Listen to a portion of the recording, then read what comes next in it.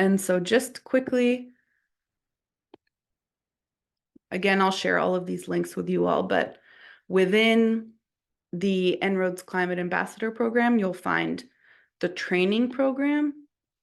And this is open all the time.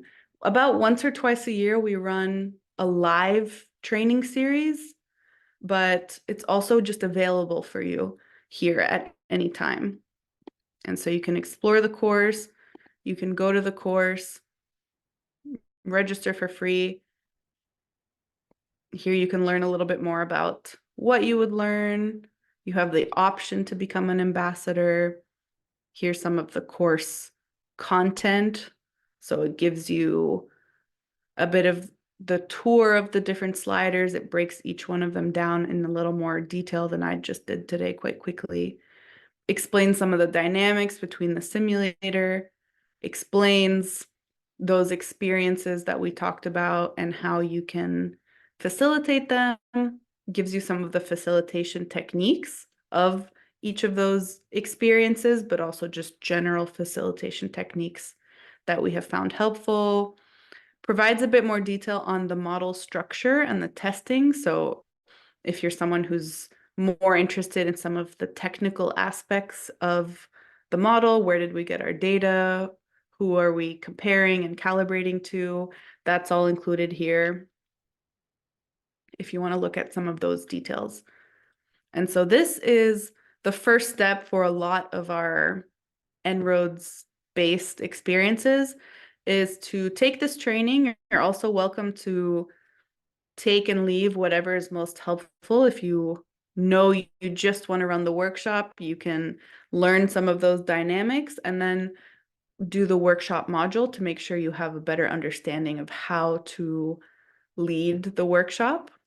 And then for each of those experiences, you again have many options and many tools at your disposal. So if you want to lead the workshop, again, as I mentioned, you have the training series, but then you also have a facilitator guide, a slide deck, a one-page guide to give to your participants. So we also have all of the materials ready for you.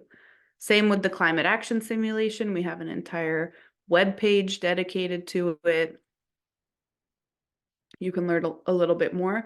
You can also, both for the game and the workshop, you can also just host someone else to come lead it if that feels more beneficial for you.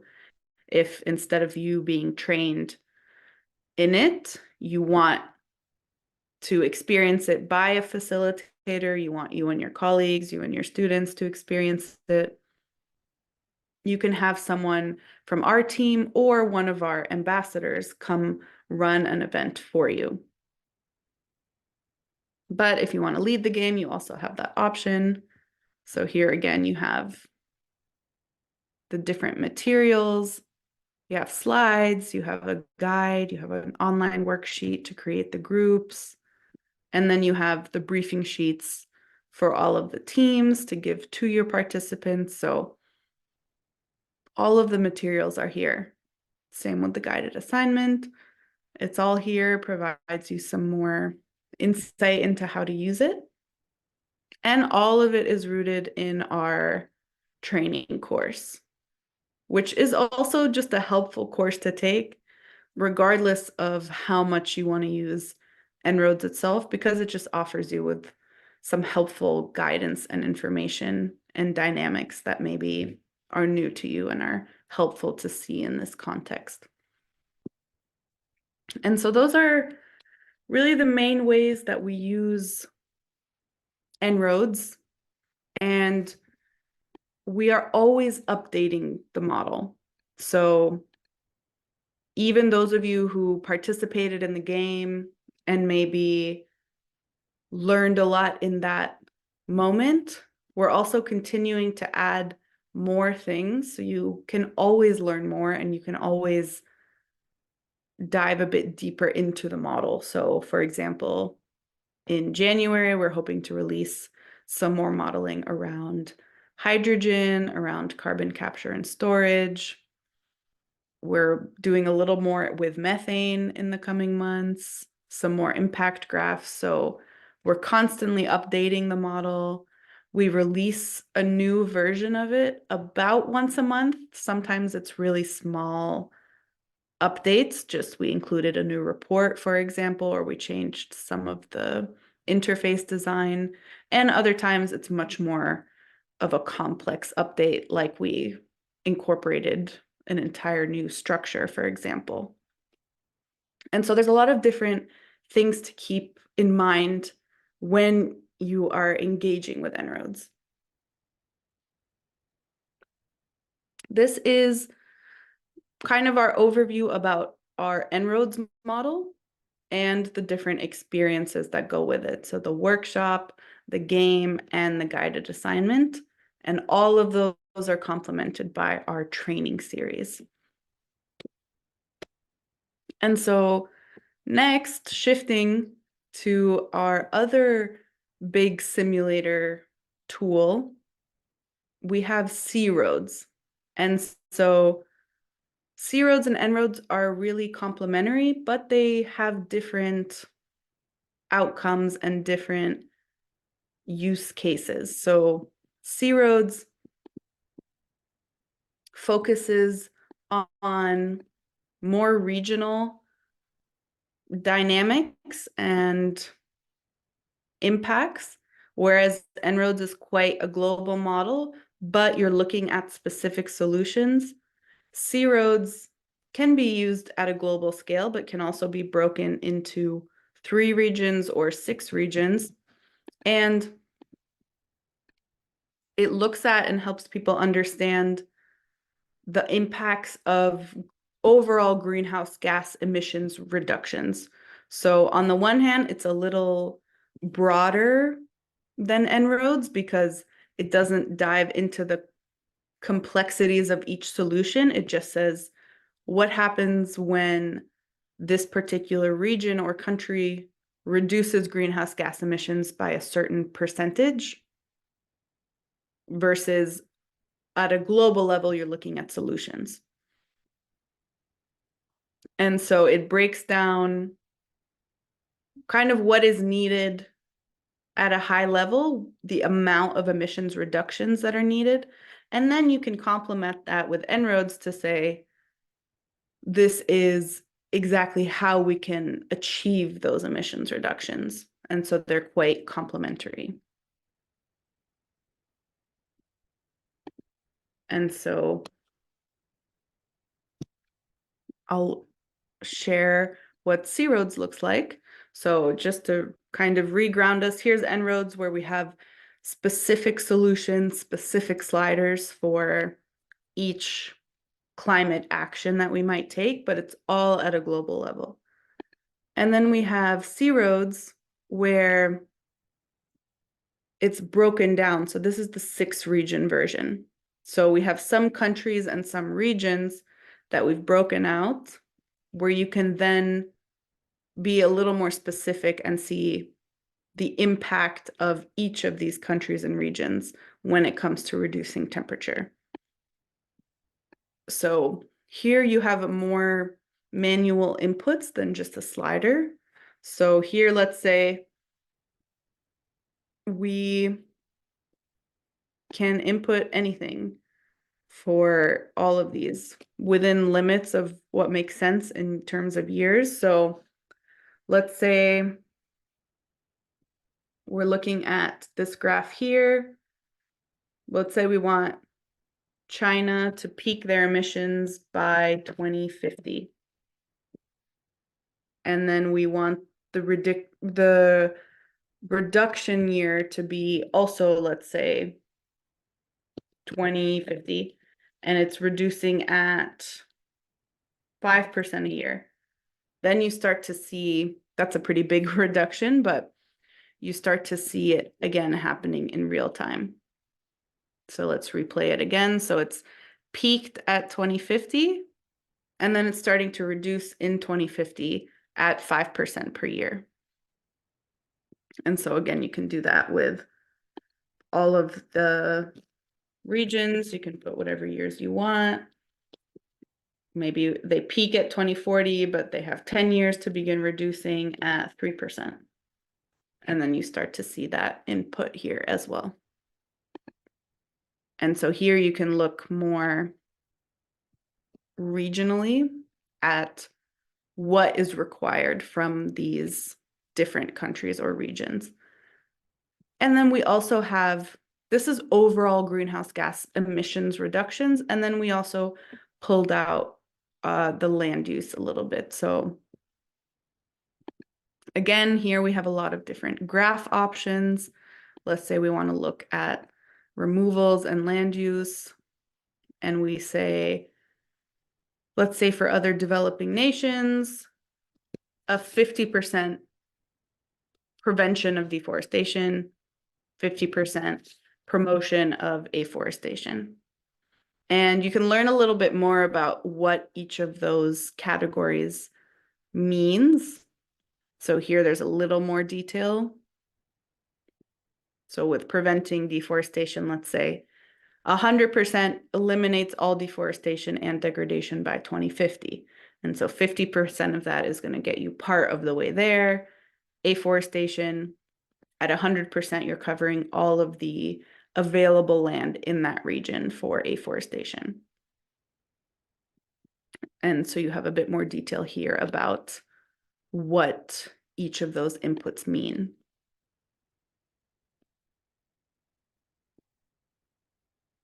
So I see a couple questions in the chat. I'll answer one later, but for login, no. There's no login required. It is just a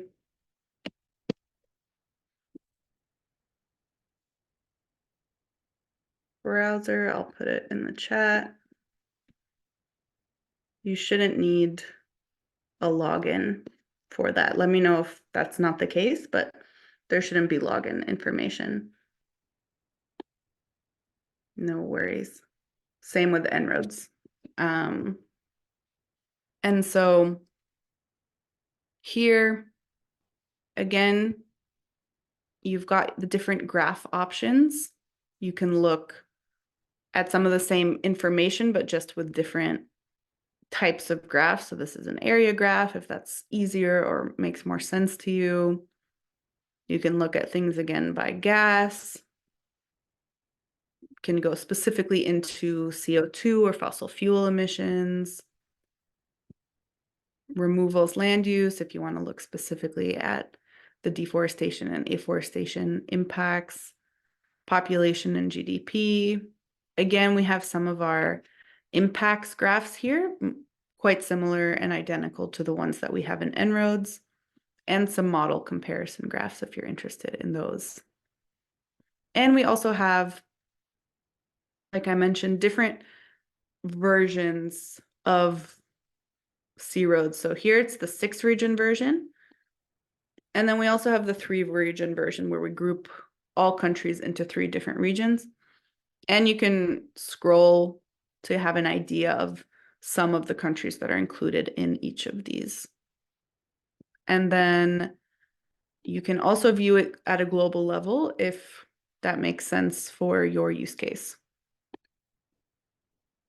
And similarly to En-ROADS, we have assumptions that are adjustable based on your understanding of things or how you want to view C-ROADS or En-ROADS. So again, if you think the climate sensitivity should be less than we have it, you can adjust it. And again, C-ROADS is available in less languages than En-ROADS, but here are the languages that it currently is available in for you. And then similar buttons up here. We have our reset button. We can here go to our main graphs. You can undo or redo a change, replay it, full screen. And here we have a little more input into C-ROADS and a tutorial video, if that is helpful for you. And so that is the C-ROADS model and just a brief intro on how to use it. And then again, similar to En-ROADS, we have different experiences for it. And so we don't really have a workshop version of C-Roads, although you are welcome to use it in that way. The main way that we use it is something called the World Climate Simulation, which is very similar to the Climate Action Simulation. And so just a quick comparison of the two. So they're both role-playing games that are quite interactive. Participants take on a particular role. And so the difference is in the climate action simulation with En-ROADS, you're focusing on solutions, and the participants are playing a range of stakeholders, including governments, but also land and agriculture stakeholders, industry and commerce, conventional energy. So you have more of a range of stakeholders, and you're focusing on solutions. Whereas for the World Climate Simulation, you're focusing on overall emissions reductions, and participants are playing country or regional delegates. So the World Climate Simulation is a really good way to simulate the COP negotiations, and that's where much of this first started. C-Roads was one of our first models. It was used heavily with negotiators in the actual COPs, and it helped people visualize what they needed to negotiate and work for, and which countries or regions needed to advocate or push forward stronger pledges. And so for those who are engaged with COP or have students or colleagues who are engaged with COP, the World Climate Simulation is a great way to kind of get people started and thinking about the dynamics that exist at COP and what is necessary. And so here they're playing particular countries or regions with the World Climate Simulation. And again, we have all the materials that you need here. We explain how it works. To lead the game, there are a few different things. There's less extensive training needed for C-Roads because it's a bit simpler and there's less inputs. So we have, this is particularly for the World Climate Simulation. There's a webinar recording on how to facilitate it, what you need to know, a quick demo about C-Roads, and then we have those guides that are helpful for you in the same way that we have them for En-ROADS. So we have the facilitator guide, and then we also have additional resources like the presentation slides and all of these materials and briefing sheets to give to your participants.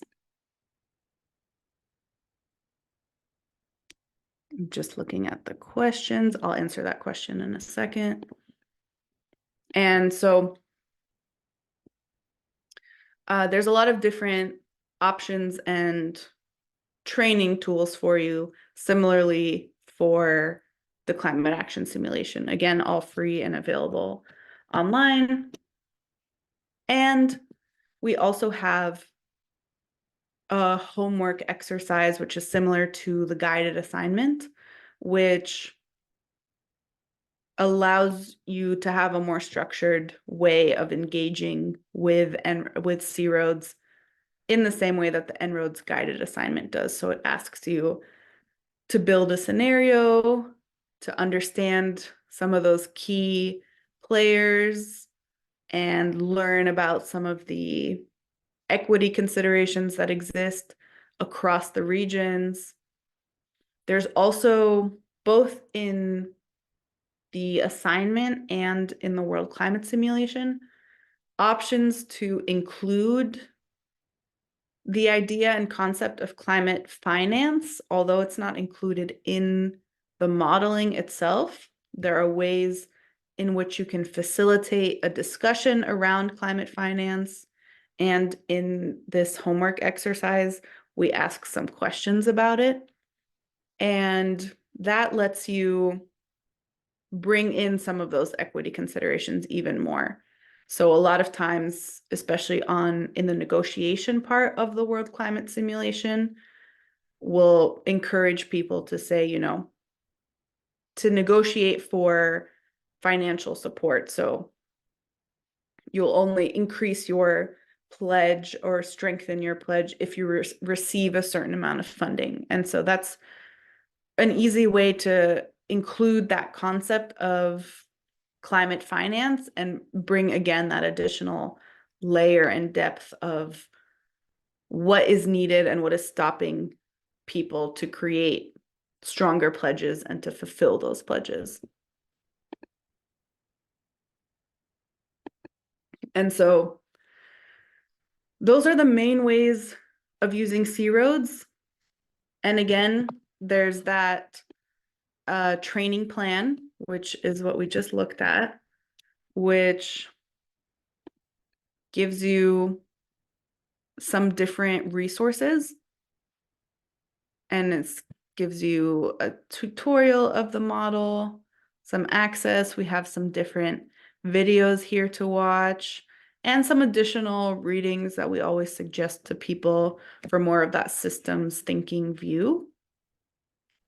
Some more scientific articles and papers, depending on who your audience is going to be. And between the two, C-roads and the World Climate Simulation take less time and training because it's a bit more simplified. So a lot of times what facilitators will do is they will start with C-roads. They'll understand a bit of the general emissions reductions targets and needs and explain that to the participants, and then move over to En-ROADS to then go into a bit more detail about what exactly is needed and what kind of solutions are impactful. And so they're very complementary, and they're a great way to view things in those different contexts. And again, you can use them within their own use. Like you can just use it by yourself. A lot of people can just go here and just learn as they input, as they make a scenario, or you can use it more as a interactive model with other people. That's usually how we've seen it. So that big map that we saw at the beginning, that's usually the way that we've seen it when it comes to how people use it in terms of the broader world use case of those 300,000 participants. They tend to engage it more in group activities and group experiences.